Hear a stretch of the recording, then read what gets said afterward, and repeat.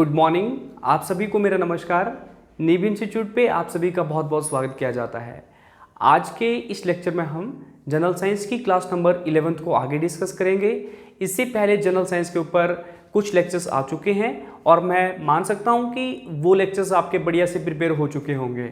अगर आपका कोई डाउट इन लेक्चर्स में रहे तो आप उन डाउट्स को हमारे तक जरूर पहुंचाया करो ताकि आपके डाउट्स को हम बढ़िया से क्लियर कर पाएँ। तो आज की सेशन को हम स्टार्ट करते हैं। देखो जी, जनरल साइंस का जो आपका 10th लेक्चर्स था उसमें हमने बायोलॉजी का एक टॉपिक डिस्कस किया था जिसमें हम बात कर रहे थे टिश्यूज़ के ऊपर। किसके ऊपर? टिश्यूज़ के ऊपर। टिश्यू हमने देखा, study of tissue is known as the histology. Clear है? Study of cell is known as the cytology. इतनी चीज़ें सबकी क्लियर हो रही थी। पेपर में क्वेश्चन कहाँ से बनता है भाई? टिश्यूज़ की टाइप कितनी है? 4। नंबर 1 की बात करी थी वो आपके पास था एपिथेलियल टिश्यू। नंबर 2 के हम बात करेंगे कनेक्टिव टिश्यू की, और नंबर 3 पे मस्कुलर टिश्यू, और नंबर 4 पे जो था आपके पास वो कौन से था? वो था नर्वस टिश्यू। क्लियर है? तो हमने एपिथेलियल टिश्यूज को देख लिया था। एपिथेलियल टिश्यूज का मतलब ये होता है कि जिससे हमारी ऑर्गन्स का जो बाहरी अंग होता है, ये बाहरी पार्ट होता है, उसी को हम क्या बोलते हैं? Epithelial tissue. एपिथेलियल टिश्यू से हमारी बॉडी का सबसे बड़ा अंग बना है जो कि आपके पास कौन सा है? स्किन।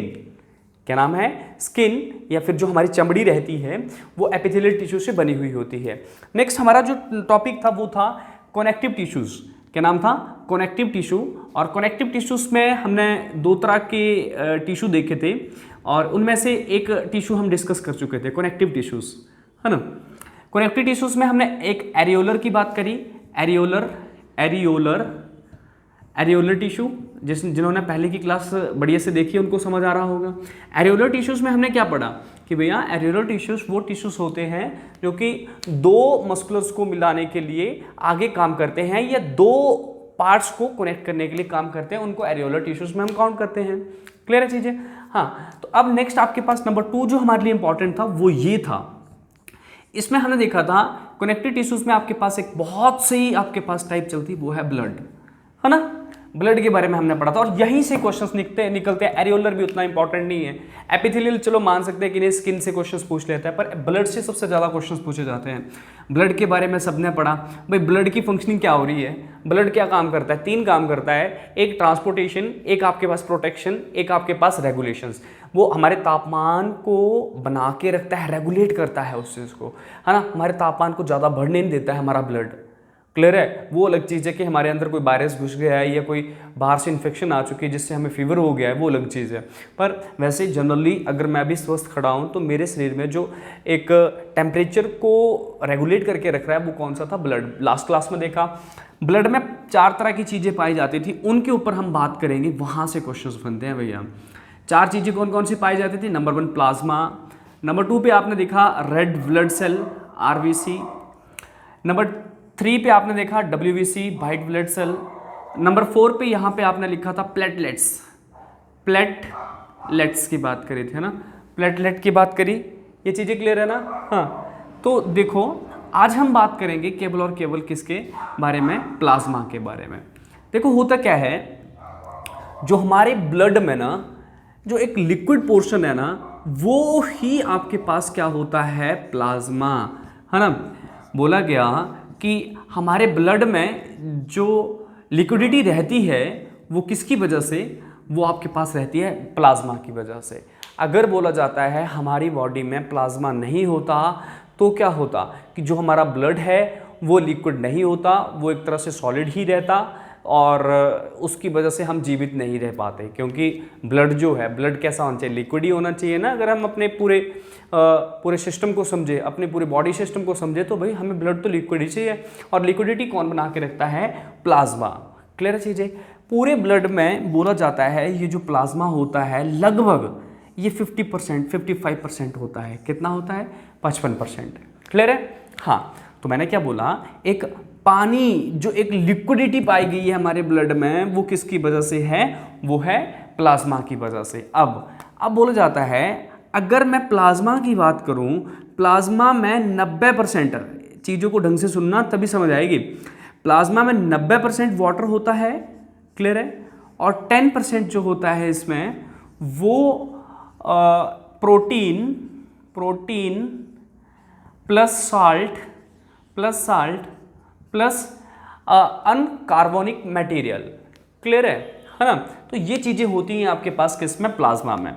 बोला गया अगर मैं प्लाज्मा को यहाँ पे पकड़ूं कि मान लो वो प्लाज्मा का जो परसेंटेज है उस परसेंटेज की बात करूं, वैसे तो वो हमारे ब्लड में 55% है, पर मैं प्लाज्मा जितना है उसको 100 मान लूं तो उसमें से 90% वाटर होता है और 10% आपके पास क्या होता है, प्रोटीन।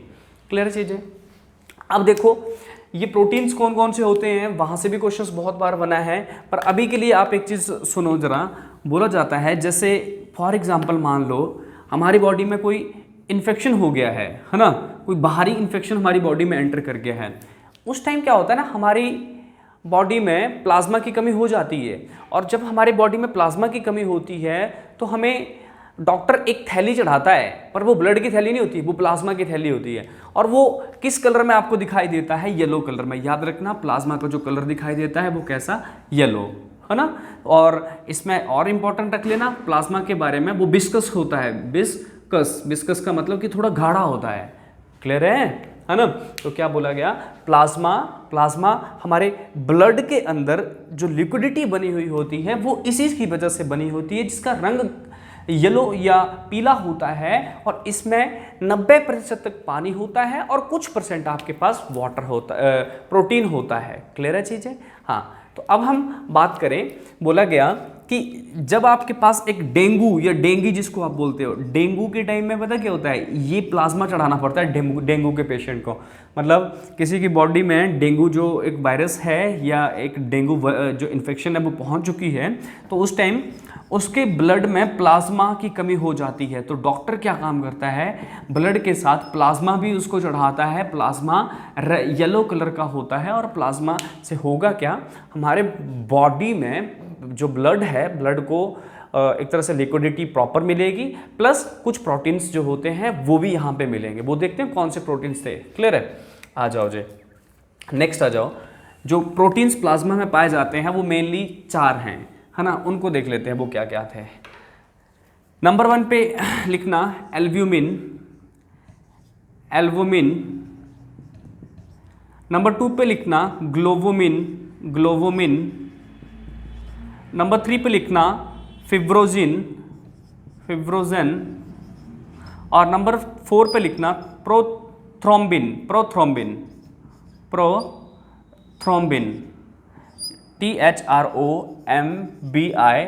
प्रोथ्रोम्बिन। क्लियर है चीज़ें।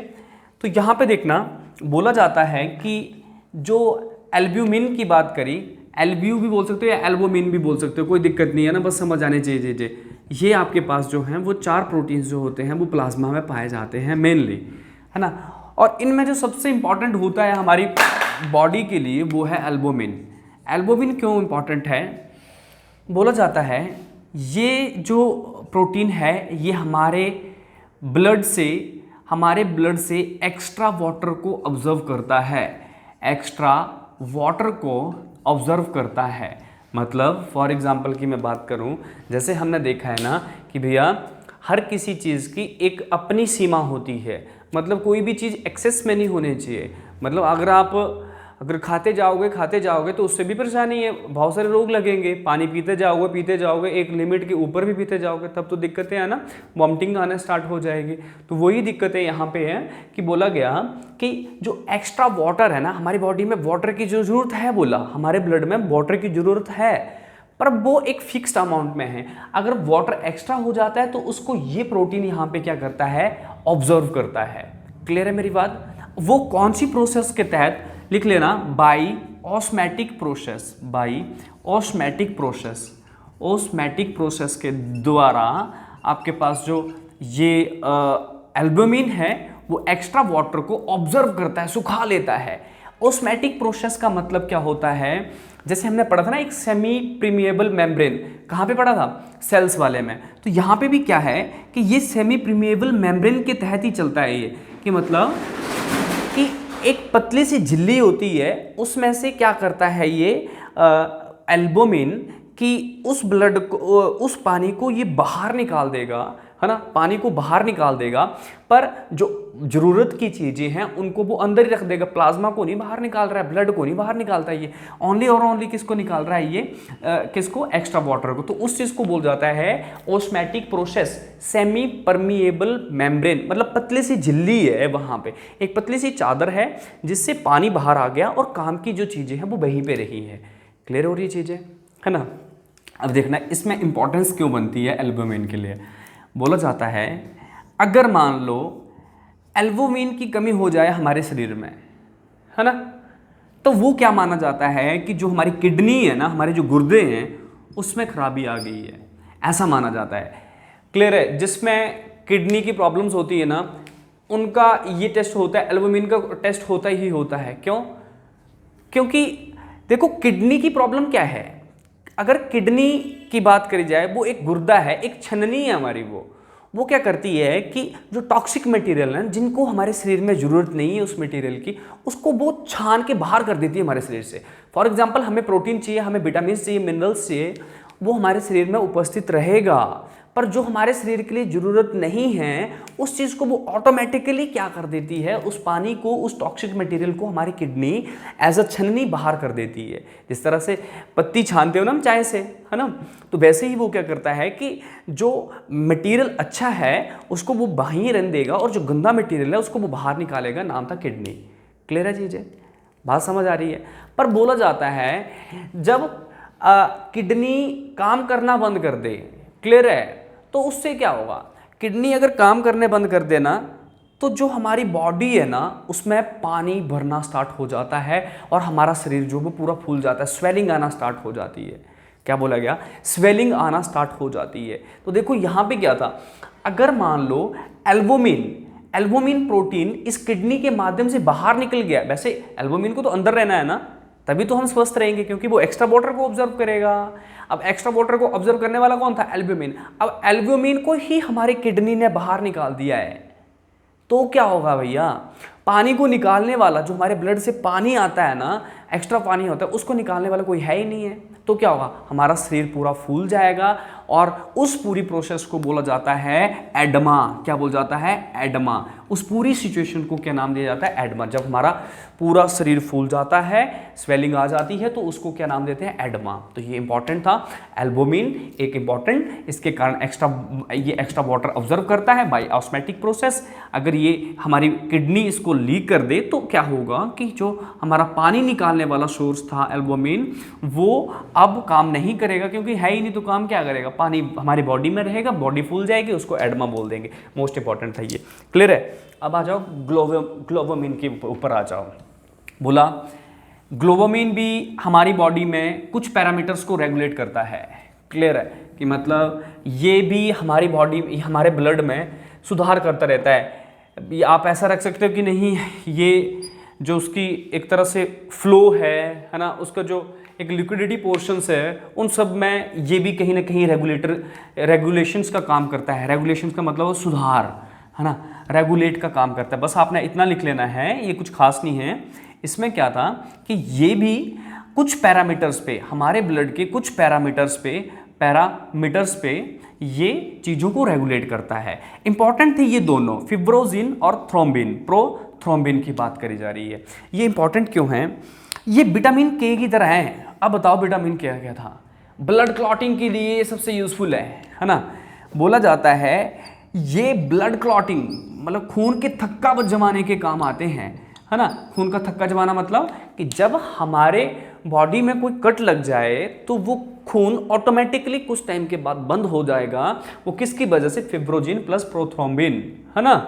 क्लियर है चीजें, मतलब कि ये ब्लड क्लॉटिंग के लिए दोनों प्रोटीन सबसे इंपॉर्टेंट देखने को मिलते हैं खून के थक्का जमाने में। अगर इनकी कमी हो जाए तो क्या होगा, हमारे शरीर में किसी भी अंग से ब्लड या ब्लीडिंग होना स्टार्ट हो जाती है। क्लियर है, चोट लगी तो फिर ब्लड बंद ही नहीं होगा, उससे हमारी डेथ हो जाएगी। तो अब आप ये प्लाज्मा वाला कॉन्सेप्ट बढ़िया से समझ चुके होंगे। प्लाज्मा एक लिक्विड पोर्शन जो हमारे ब्लड में रहता है, उसी की वजह से हमारा पूरा ब्लड जो है वो लिक्विड है। अगर वो नहीं होता तो क्या होता, हमारा ब्लड जो वो सॉलिड होता, उससे हम जीवित नहीं रह पाते। क्लियर है चीज़ें, क्योंकि ब्लड ही तो है भैया। बोलते हैं ना प्रोटीन खाया हमने, बोलते हैं ना कि सोयाबीन में सबसे ज़्यादा प्रोटीन है, विटामिन खाए हमने भाई, वो विटामिन कौन पहुंचा रहा है हमारी बॉडी में? ब्लड के माध्यम से ही वो सारी चीज़ें हमारी पूरी बॉडी में लगती हैं, है ना। अब आ जाओ जी, अब अगर मैं आपसे सीधा सा क्वेश्चन पूछूं, भाई प्लाज्मा कौन सा आपके पास एक प्लाज्मा जो है वो कहाँ पाया जाता है? हमारे सर में पाया जाता है, कहाँ पाया जाता है? ब्लड में पाया जाता है। बस आपको इतना पता होना चाहिए। क्लियर है? अब आ जाओ, नेक्स्ट आपके पास क्या था? आरबीसी। आरबीसी मोस्ट इंपॉर्टेंट है, रेड ब्लड सेल, है ना, रेड ब्लड सेल, लाल रक्त कोशिका। इसका साइंटिफिक नेम है, या इसको एक और नाम से जाना जाता है एरिथ्रोसाइट, एरिथ्रोसाइट्स। क्लियर है? एरिथ्रोसाइट इंपॉर्टेंट है, पूछा जाता है इसको किस नाम से जाना जाता है। RBC is also known as the erythrocytes, या आरबीसी को ही हम क्या बोल सकते हैं? एरिथ्रोसाइट्स। समझते हैं रेड ब्लड सेल क्या होता है? भाई सेल है, सबको समझ आ रहा है, कोशिका है। ये क्या चीज़ है? ये कोशिका बोला जाता है। इससे क्या क्वेश्चन बनता है? सबसे पहले तो ये जो आपके पास रेड ब्लड सेल है ना, ये बनता कहाँ पे है? ये बनता भाई bone marrow, MARROW, bone marrow. Bone marrow क्या होती है? अब सबसे पंगा तो ये हो गया ना। अस्थि मज्जा, अस्थि मज्जा मतलब जो हड्डियाँ होती है ना, हड्डियों के बीच में एक लिक्विड होता है, उसी के बीच में आपके पास ये आरबीसी डेवलप होता है। हड्डियों या जो हमने बोन मैरो पढ़ा, बोन मैरो के बीच में आपके पास क्या बनता है? आरबीसी। मोस्ट इंपॉर्टेंट है, पेपर में क्वेश्चन यही पूछा जाता है भाई, आरबीसी का निर्माण कहाँ पे होता है? बोन मैरो में। प्लस बोला आरबीसी जो आपके पास सेल है ना, इसका जो एक लाइफ होती है वो 120 दिन की होती है। 120 दिन की लाइफ होती है किसकी? आरबीसी की। इंपॉर्टेंट है भाई, आम सेल नहीं है ये। क्यों? क्योंकि आम जो सेल है वो हर दिन बनते हैं, हर दिन खत्म होते हैं। आरबीसी 120 दिन बाद खत्म होगा। बनता बोन मैरो में है, खत्म स्प्लिन, प्लीहा जिसको आप बोलते हो, स्प्लिन में होता है। एक अंग है हमारा, छोटा सा अंग है हमारा ये। क्लियर है ना? तो स्प्लिन, प्लीहा, और यही वो अंग है जब मलेरिया होता है उस टाइम ये फूल जाता है। पढ़ा है हमने सारी चीजें, है ना। हाँ, तो याद रखनी है। बोन मैरो में ये बनता है, खत्म कहाँ पे होता है? स्प्लिन में। इसकी एज कितनी है? इसकी लाइफ साइकिल कितनी है? 120 डेज। इंपॉर्टेंट है सारी चीजें। अब देखिए जरा इसको, रेड ब्लड सेल है क्या? ये क्या चीज है ना। देखो, अगर मैं रेड ब्लड सेल की बात करूँ ना, बोला इसमें 96%, लगभग 90 से अबव आपके पास जो होता है, बोला जाता है हीमोग्लोबिन होता है। क्या? हीमोग्लोबिन। सुनी ना सबने ये चीज़ें? क्या बोला गया? 96% आरबीसी में क्या होता है? हीमोग्लोबिन।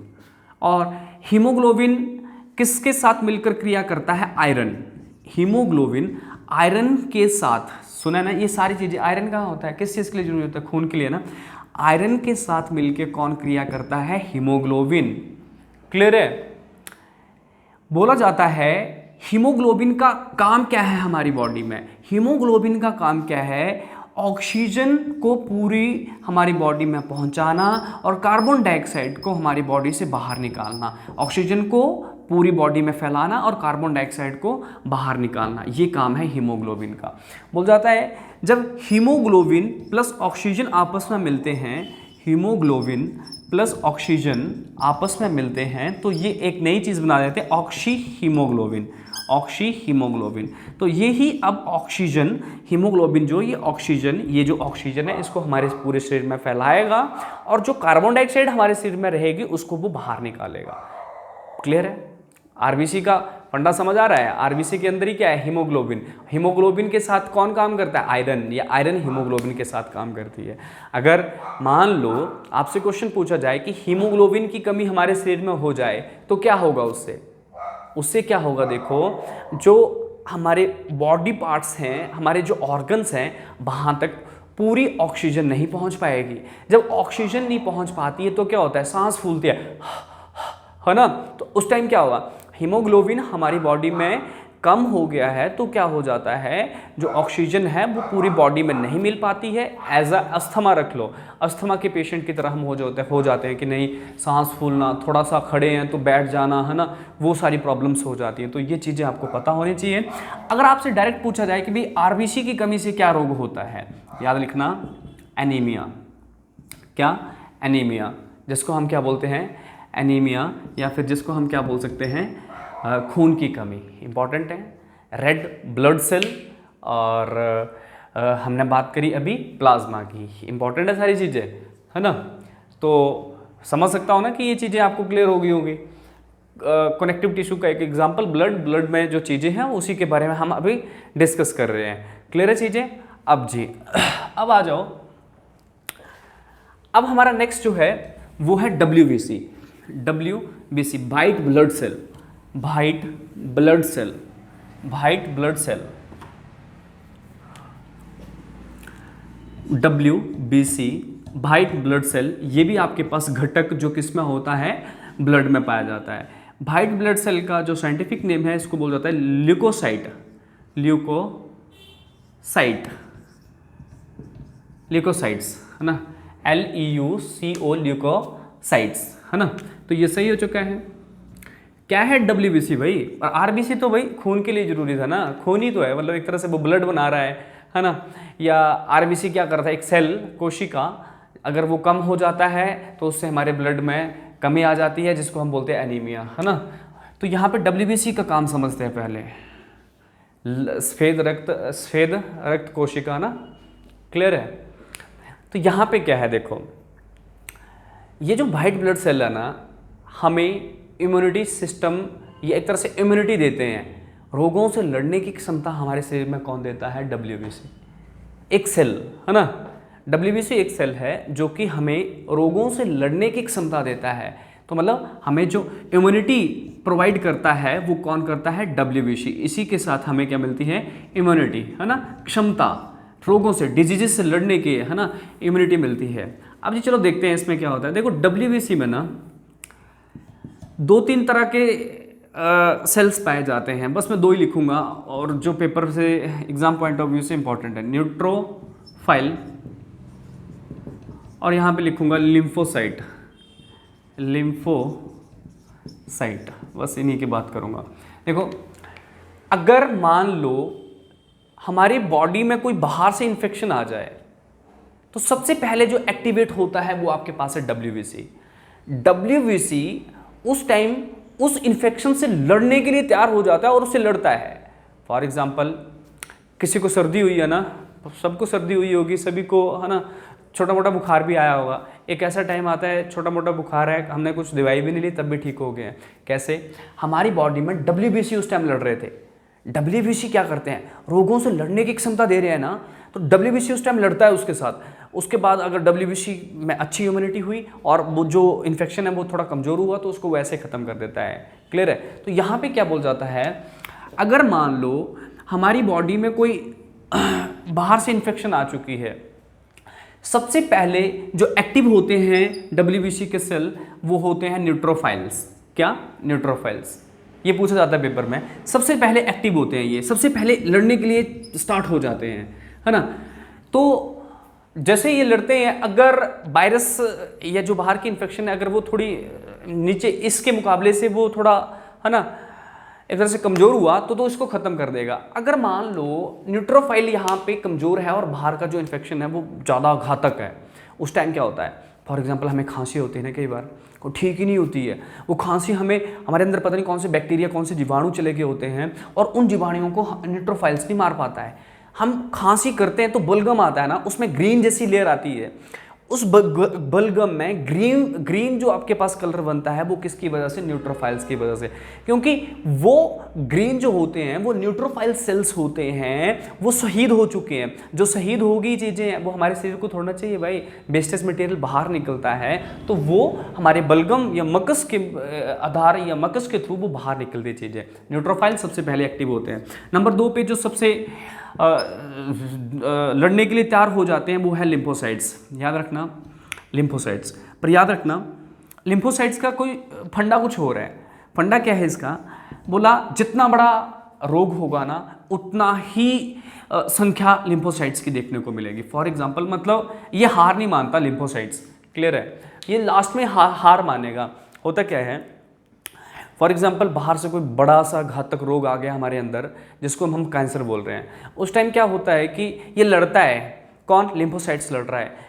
जैसे ही बड़ा घातक रोग आ गया है उस टाइम लिम्फोसाइट्स खुद से बन रहे हैं हमारी बॉडी में, बहुत सारे लिम्फोसाइट्स बन रहे हैं और बहुत सारे अटैक कर रहे हैं। अब क्या होगा, लिम्फोसाइट्स अटैक करते रहेंगे, उस जगह से आपके पास क्या बन जाएगा, एक बड़ा सा सूज जाएगी वो जगह और उसी को हम फिर नाम दे देते हैं कैंसर। तो याद रखना, जब कैंसर की डिजीजेस होती है तो लिम्फोसाइट की जो संख्या है वो बढ़ जाती है। बात क्लियर है ना?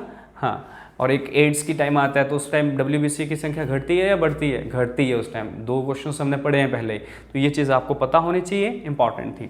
अब लास्ट जो आपके पास इंपॉर्टेंट बनता है ब्लड में, वो था, क्या नाम था? प्लेटलेट्स। क्या नाम था? प्लेटलेट।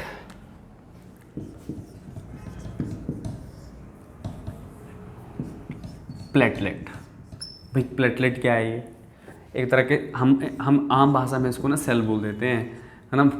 देखो क्या होता है, जब डेंगू की बीमारी होती है ना, डेंगू, मलेरिया, इस तरह के जो रोग लगते हैं ना, उस टाइम क्या होता है कि डॉक्टर बोलता है कि भाई आपके सेल कम हो गए हैं। सेल नहीं कम हुए होते, वो प्लेटलेट हमारे कम हुए होते हैं। रियलिटी की बात है ना? तो देखो इस टाइम क्या होता है कि जब किसी की बॉडी में प्लेटलेट कम हो जाए तो उससे क्या होगा, और प्लेटलेट सही होंगे तो क्या होगा? प्लेटलेट की वर्किंग देख लो। वर्किंग क्या है? सबसे पहले वर्किंग इसकी क्या है? ब्लड क्लॉटिंग मोस्ट इंपॉर्टेंट है। सारे क्वेश्चंस पेपर में पूछे गए हैं, आगे भी पूछे जाएंगे। क्लॉटिंग, ब्लड क्लॉटिंग के लिए विटामिन के भी काम करता था। प्रोथ्रोम्बिन जो आपने अभी प्रोटीन पढ़ा ऊपर प्लाज्मा में, वो भी काम करता है। तो ये सारी चीज़ें आपको पता होनी चाहिए, है ना? ब्लड क्लॉटिंग का मतलब सबको समझ आ चुका है कि ये हमारे खून में मतलब एक तरह से थक्का जमा देता है। थक्का का मतलब क्या होता है कि कट लगा, खून बहता गया। एक ऐसा टाइम आया, 1 2 4 5 10 सेकंड बाद चुपचाप खून बंद हो गया और वहाँ पे एक जख्म सा बनना स्टार्ट हो गया। वही आपके पास होता है ब्लड क्लॉटिंग या थक्का जमना। अब क्या होता है, जब हमारे ये प्लेटलेट्स कम हो जाएं, अच्छा प्लेटलेट्स कम हो जाएं का मतलब क्या है? कितने होने चाहिए, है ना? कितने होने चाहिए ये याद रखना, 1.5 लाख से 4.5 लाख के बीच में ये होने चाहिए, है ना? अगर इससे कम हो जाते फिर तो मृत्यु ही समझो ना, ठीक है? 1.5 लाख से 4-4.5 लाख के बीच में इसकी वैल्यू रहती है। हाँ, तो यहाँ पे क्या था, अगर हमें कोई डेंगू की प्रॉब्लम हो जाती है, प्लेटलेट्स हमारे कम हो जाते हैं, उस टाइम क्या होता है, अगर हमें वॉमिटिंग भी आती तो उसमें खून आना स्टार्ट हो जाता है हर जगह, है ना? थोड़ी भी कट वगैरह लगेगा तो हमें, है ना, ब्लीडिंग की प्रॉब्लम हो सकती है। ये सारी चीज़ें हमारे लिए इंपॉर्टेंट थी। अब लास्ट एक एनालिसिस देख लेते हैं।